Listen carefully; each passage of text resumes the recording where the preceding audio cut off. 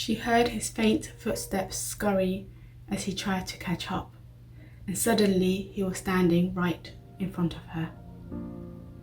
It was his feet that she noticed first, the skin ashy and smudged with dirt, the soles dry and cracked. His flip-flops so worn out he may as well have been walking on the scorching sand. His barky brown skin was broken like an arid desert, the scaliness unpleasant to look at. Even the sun, she thought, was sometimes cruel to the poor. My suitcase is brown, medium-sized, her guilt gave in. I get for you, he said, handing back the note she gave him just minutes before. Please, take it, she pleaded in Somali. He accepted reluctantly, his eyes apologizing for his misfortune. Deqa waited for him in a crowded and chaotic arrivals lounge, finally feeling the unfamiliar drag from her jilbab.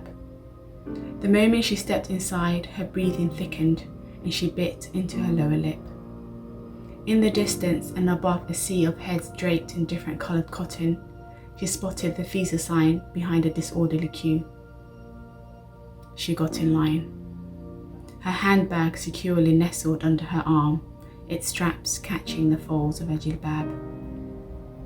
Her head buzzed from the raised voices, the chatter of inattentive mothers, their children laughing and running between packed bodies, the barking of staff, their orders falling on deaf ears.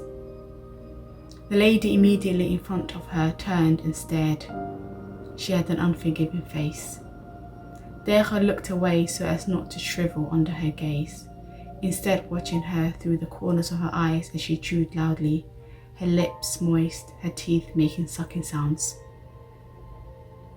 After she was done with eyeing her, the lady turned to her friend and a fountain of faint splashes escaped her lips, landing squarely on Deqa's cheek.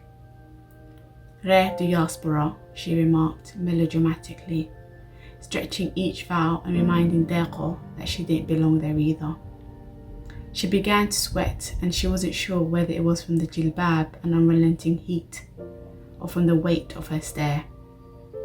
She was thankful when she spotted the beggar making his way through the crowd, her suitcase looming behind him.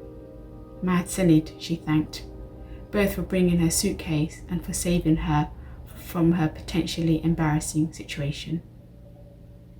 At passport patrol, a bull-necked man with a short afro and a heavy-set moustache that hid the rim of his upper lip sat behind a glass protector. His pale blue shirt was perfectly ironed, the short sleeves framing his stout physique. He held Deqa's passport delicately in his right palm, the finger on his left hand flicking gently through the pages. He read aloud the stamps from the country she visited. When he got to the photo page, he seemed to momentarily study it before concluding, "Your first time?" "Yes," Deqa responded. "Born British?" "Yes." He smiled a teethy smile then, his upper lip completely disappearing under the kings of his moustache. "Welcome to Mogadishu," he said, and all of Deqa's bones relaxed, easing back into their pot sockets.